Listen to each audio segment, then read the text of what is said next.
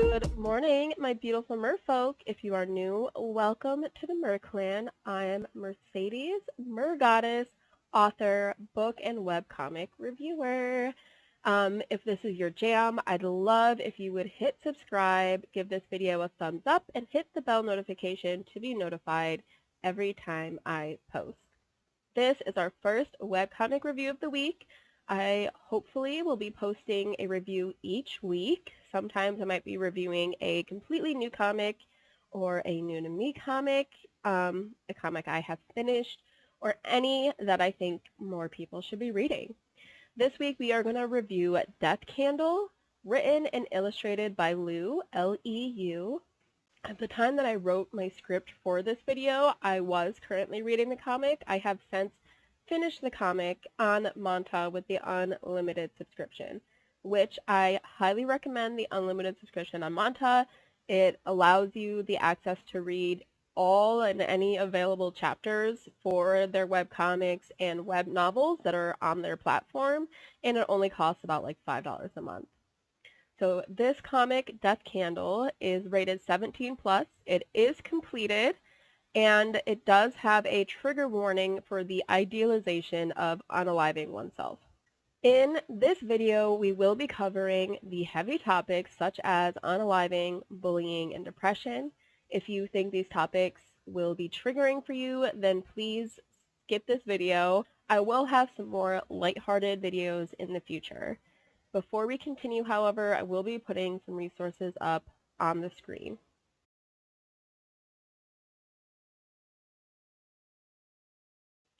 So we will start with a spoiler-free review before going deeper into the comic and the different themes covered within the comic. So the synopsis on Manta reads as follows: "Please help me die. Sick of living, Mimi has tried numerous times to take her own life. Much to her dismay, she somehow always ends up surviving. But then she comes across a website called Death Candle and ends up signing a contract with the demon of death. If Mimi helps him collect souls, he'll help her die." When I first added this comic to my reading list, I was looking specifically for horror comics. For some reason, though, it took me quite a while to actually start this comic, which is silly in hindsight because it's completely up my alley. A lot of the comics that I read, like on the daily, are the typical isekai or reincarnation into a web novel, different world, a Tome game, that kind of stuff. But I rarely ever actually finish these comics. And to be honest, a lot of them are still coming out, like have chapters coming out and aren't completed, which is partially why I don't finish them. But I do tend to drop these comics a lot. In my opinion, though, Death Candle deals with very similar themes as Bloody Sweet, which also follows a schoolgirl who is being bullied to the point of wanting to unalive herself when she meets a vampire, and together they begin to heal each other's scars. And the reason I bring that up is because Bloody Sweet is like the first comic that I had ever read all the way through. So clearly there was no way I was not going to love Death Candle. Bloody Sweet is fantastic and is available. It used to be available on Manta, and it is now available on TappyToon, Pocket Comics, and webcomics, and I will include the links where I can. So, like in Bloody Sweet, as I had mentioned, our main character in Death Candle, Mimi, is being bullied at school. She's a little bit different from her peers, wearing red shoes that go against school code. She has spiral eyes. She's a loner, and she doesn't really have any friends. Kind of understand that like kids can just be mean and pick on people for no real reason.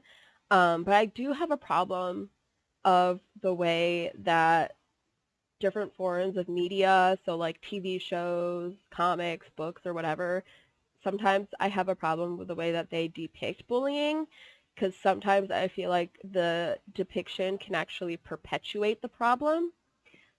Here, I don't think that's happening. I think the comic does like a fairly decent job tackling this topic in a way that doesn't make it harmful or perpetuate the problem. Mimi always wears her school uniform, even outside of school. I actually think this part was really cute because they show her, like, in the comic, she has like a closet full of school uniforms, and she's actually really big into sewing and like really good at it. So she's made like a bunch of her school uniforms. I don't really know if they necessarily say why she always wears a school uniform. I think she just likes it. It's like her aesthetic. Um, but she also makes like really cute like plushies and keychains, and I just think it's like absolutely adorable. I love the way that we get like a little bit of her personality through these little details. Even outside of school, we talked about how she's a loner and she doesn't really have any friends. Even outside of school, she is alone because her parents are overseas and they have been for quite some time. So with the combination of being bullied and feeling abandoned and unloved by her family, she feels deeply depressed to the point of wondering what the point of even living is. So she tries to unalive herself in many different ways, but every attempt to do so fails. So she's determined, she's desperate to find a way to unalive herself, and that's when she stumbles across this website called Death Candle, which promised to help the user end their life in exchange for their soul. Mimi agrees to the website's conditions and is instantly transported to her soul sanctuary. So her soul sanctuary is where her like candle of life is held. So in order to end her life, Thanatos, a Shima or demon of death, must destroy her candle of life. However, Mimi's candle is being guarded by an extremely strong Himorikami who is determined to protect Mimi's life candle and is the reason that all of Mimi's previous attempts to unalive herself have ended in a failure. So the Himorikami sends Thanatos and Mimi out of the Soul Sanctuary, but not before stripping Thanatos of his powers. In order to regain his powers and end Mimi's life, Mimi will have to act as a Shima on Thanatos' behalf and collect souls. I personally love a good episodic series, which is what we get here with Death Candle. We obviously have the overall story of Mimi and Thanatos being forced to rely on each other to achieve a shared goal, but every few chapters covers a story of another person who is facing hardships to the point of wanting to unalive themselves. The comic does well to deal with these different scenarios of why someone might want to end their life, from unsupportive parents, feeling cursed, sexual and transgender orientation, religious oppression, and more. Even when Mimi goes into someone's soul sanctuary, she doesn't always end up destroying their candle. Sometimes she can help them find the will to live or repair what is broken inside of them. But more often than that, she is there to provide them with what the comic depicts as freedom. And so if there is anything negative to say about this comic, it would be that it does like highly idealize self-unaliving by often depicting it as the only or the best option to escape a situation, when that is not the case in reality. I would not recommend this comic to anyone who is having thoughts of unaliving themselves. Again, please refer to the resources that I put up on the screen, and I can put a little bit up on the screen here again. But please refer to these resources if you or anyone that you know needs help. So while Mimi and Thanatos, our two main characters, are pro unaliving, Mimi because she sees it as a way of helping people, and Thanatos because he's a demon and it's basically his job, we do get introduced to other major characters who call out how problematic it is to help people unalive themselves. So we have a girl who believed she was cursed and wanted to die, but decided to live when she found out she was no longer cursed. And another was directly affected by a family member who attempted to unalive themselves and ended up in a coma. These two characters become regulars who, even though they disagree with Mimi and what she is doing, they choose to stay by her side, and they even become friends. So at the time that I wrote the script, I had not finished this series, but I was curious to see how certain things would play out. So I'm just going to continue reading the script as I wrote it. So I was curious to see how Mimi would feel once we got to the end of the series. Mimi and Thanatos start to care for each other. I mean, they're working together They live together, so they're with each other and getting to know each other every day.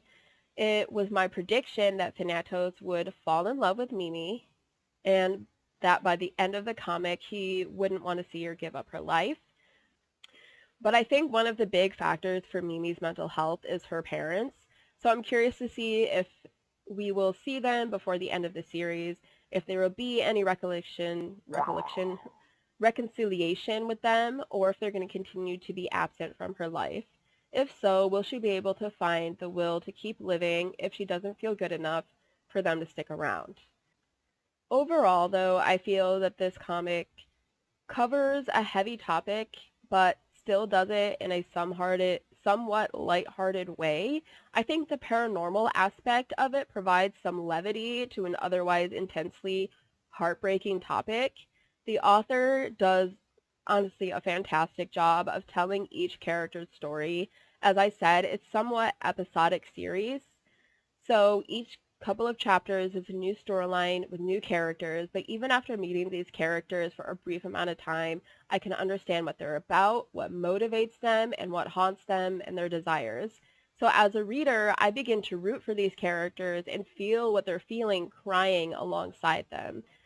The artwork I also find to be very compelling. I'm a visual person, so if a comic has bad or very mediocre artwork, I will drop it. There's a pretty popular comic that I dropped for that exact reason. It was one that I would see people talk about quite often, but as I started reading it, and I read quite a few chapters really trying to give it a chance, but I couldn't get over the artwork, so I had to drop it.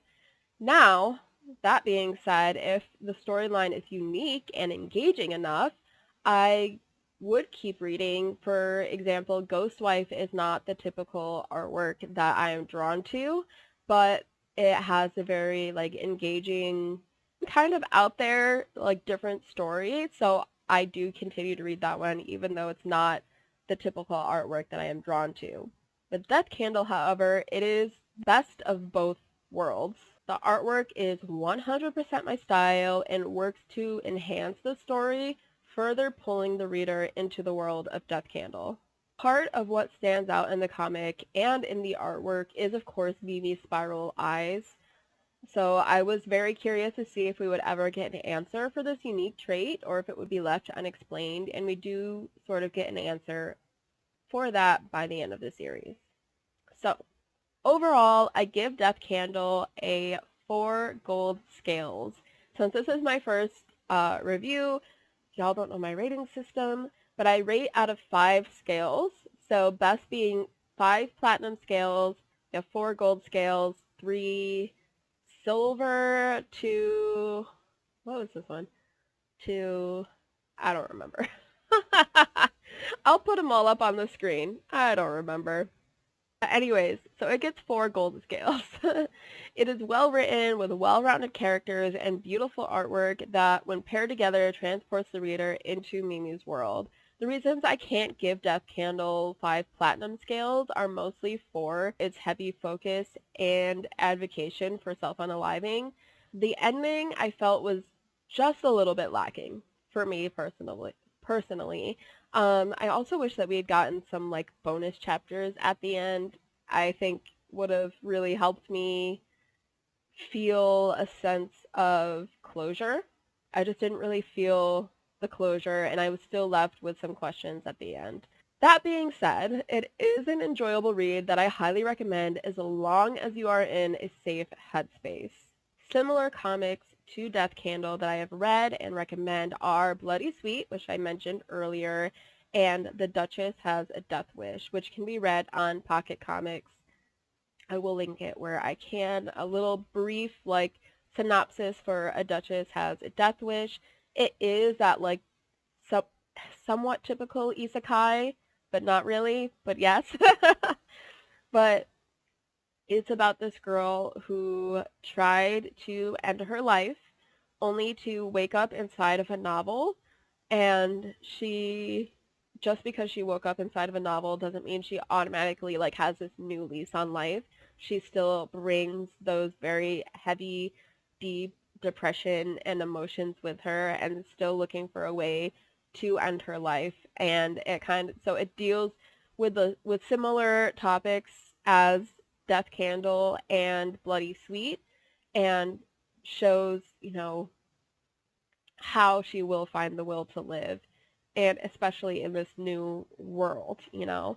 So I also highly recommend that one. It is amazing. You will cry every episode, but it is so good. And I feel like deals with it in a very realistic way. So, if you've read Death Candle, let me know your spoiler-free thoughts below. And if you have any similar titles you want to recommend or comics you would like me to review in the future, feel free to drop those in the comments as well. If you enjoyed this video, please give it a thumbs up, hit like, hit subscribe, punch the bell notification to be notified when I publish next week's webcomic review, and I will see you then. Bye!